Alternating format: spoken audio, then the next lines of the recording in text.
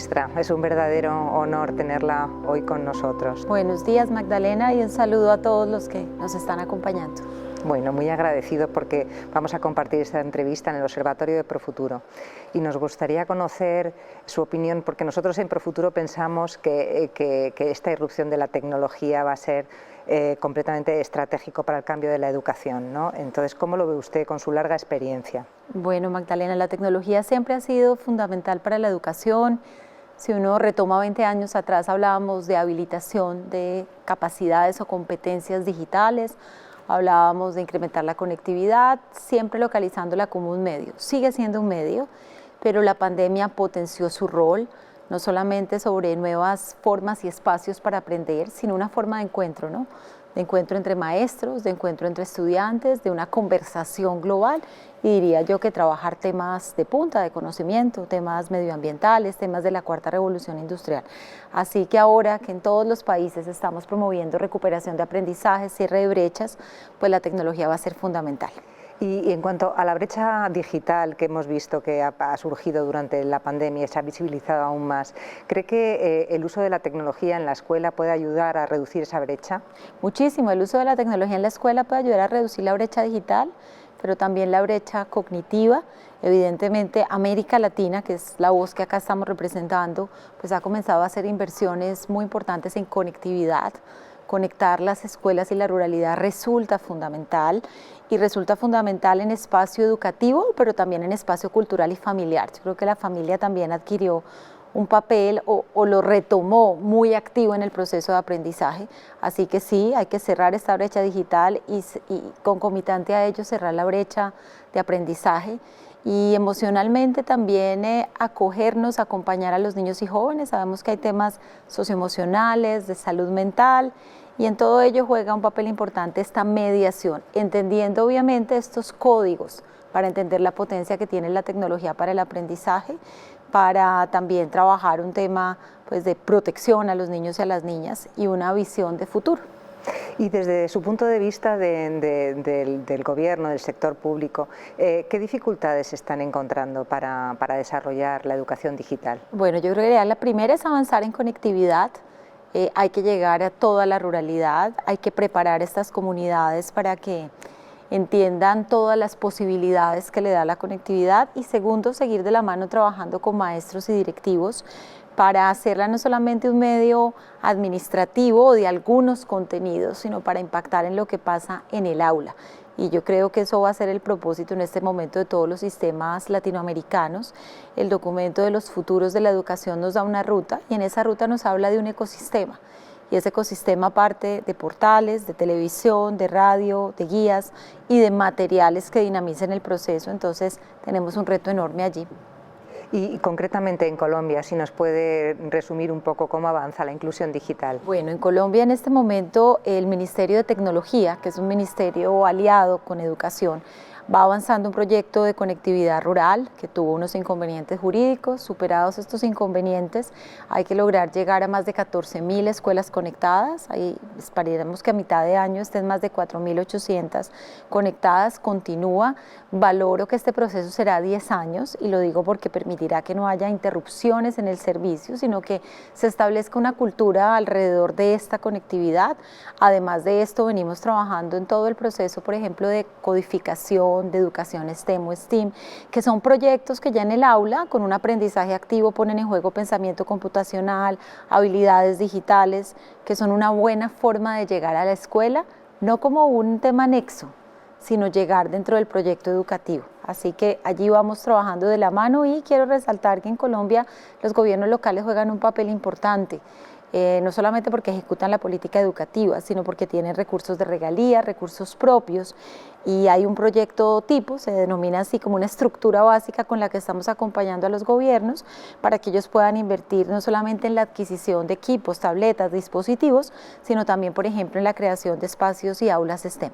Sí, por ejemplo, entonces, ¿cuáles son las competencias digitales que usted destacaría como principales para que tuvieran los docentes? Bueno, yo creería que además de cuando hablamos que estamos en una generación de nativos digitales, porque son niños y jóvenes que rápidamente incorporan la tecnología a su diario vivir para temas familiares, para temas de juegos, para temas de aprendizaje.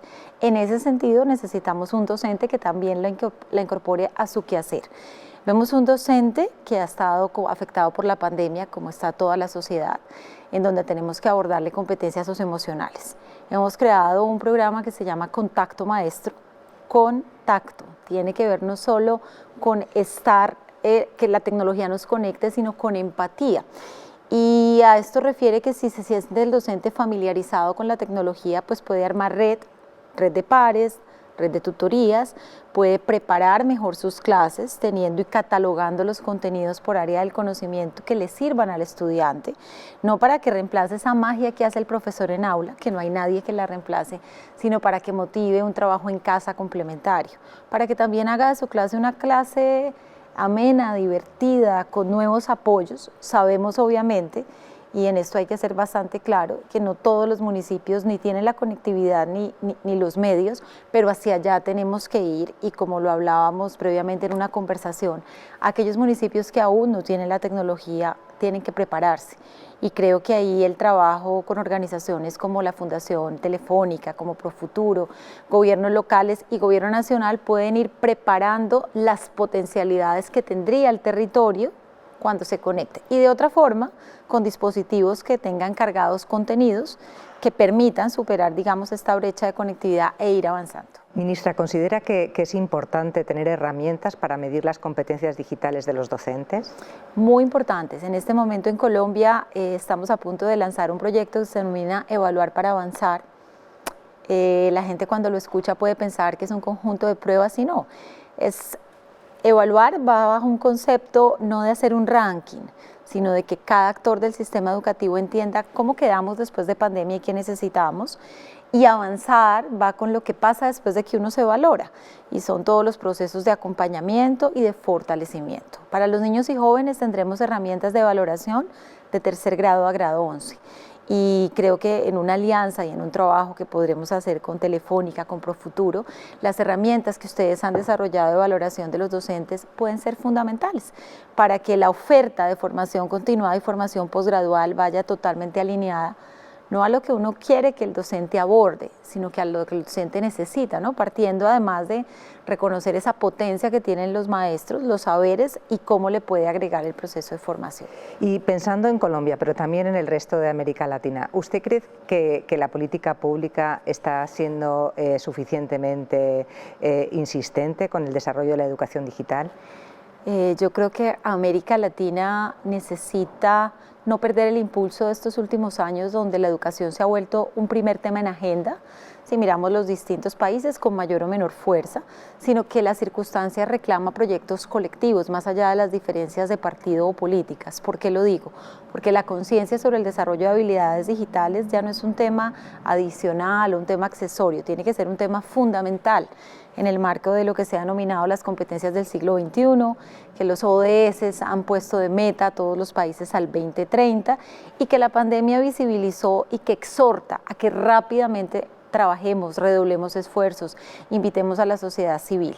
No podemos dejar una generación, digamos, afectada por un proceso que dejó el aprendizaje no relegado, pero digamos que lo dejó distribuido en distintas formas por la disparidad de ingresos, por la disparidad de conectividad. Entonces es el momento para que sea prioritario, para que se una a los proyectos educativos y proyectos de calidad que cada país defina, para que las métricas, que los mecanismos digitales permiten usarnos de información de primera mano, y para, sin olvidar el humanismo, entender el rol que juega la tecnología y el desarrollo de estas habilidades emocionales y este conocimiento, pues, de la realidad, que es tan importante para un estudiante cuando enfrente un mercado laboral o cuando enfrente una decisión de educación superior y de proyecto de vida.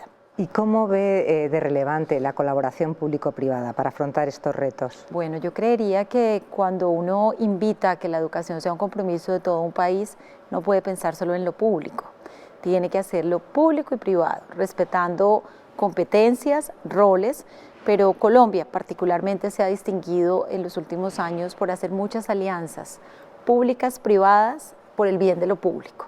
Y aquí hablo de un sistema educativo que tiene un porcentaje muy amplio de cobertura pública, donde alianzas con quienes hoy me generan esta conversación, me la permiten, como Fundación Telefónica, Profuturo y otros actores del sector privado, han sido fundamentales. ¿Por qué?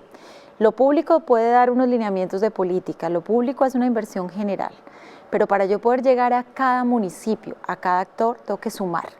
Y eso hacen alianzas como estas, además de tener un know-how que les permite tener inversión en innovación, tener inversión en recursos digitales, y para uno como hacedor de política pública lo que le da es un conjunto de proyectos que uno ya tiene probados y que con base en eso puede amplificar a política pública. Y para terminar, ¿cómo valora un programa como Profuturo de educación digital? Bueno, yo creo que Profuturo, si lo habláramos hace 5 años y si lo volvemos a hablar hoy, sigue siendo igual o más pertinente. Hablábamos de cerrar brecha digital, hablábamos del perfil de los egresados, hablábamos de cómo leíamos el mundo laboral y la cuarta revolución industrial.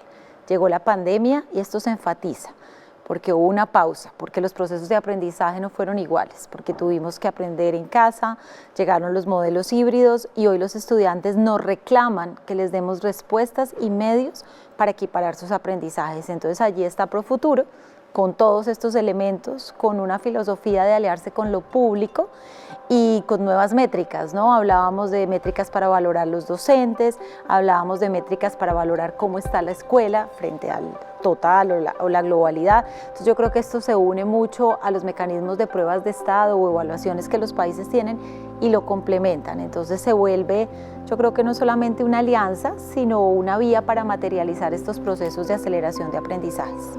Exacto, pues muchas gracias, ministra. A ustedes muchas gracias.